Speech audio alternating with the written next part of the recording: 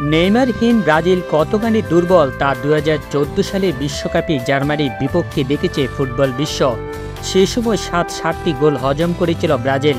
বিপরীতে সান্ত্বনামূলক একটি গোল করে তারা।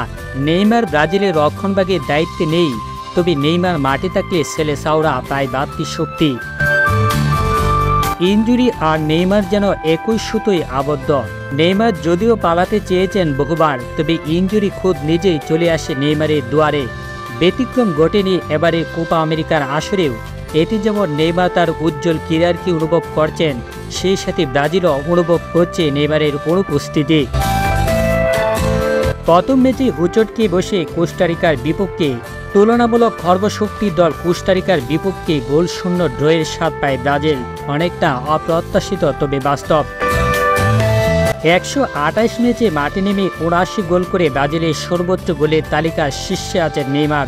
তবে সপরিসংখ্যান যেন শূন্য মিলায় যখন নেইমারকে মাঠে গ্যালারিতে বসে ব্রাজিলের অপ্রত্যাশিত থমকে যাওয়া দেখতে হয়। কোস্টারিকার বিপক্ষে ম্যাচের পরিসংখ্যানের সবটুকুই ছিল ব্রাজিলের পক্ষে।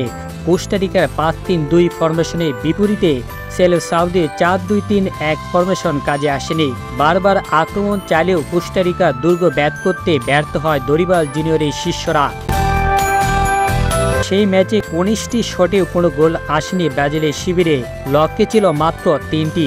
বোঝাই যাচ্ছে ম্যাচে নেইমারের অনুপস্থিতি প্রভাবক হিসেবে কাজ করতে পারত, কেননা ব্রাজিলের আক্রমণভাগের ধার বেড়ে যায় নেইমারের উপস্থিতিতে। তাই তো কোপা আমেরিকার আগামী ম্যাচগুলোতে কেমন করে ব্রাজিল, সেটা এখন দেখার বিষয়।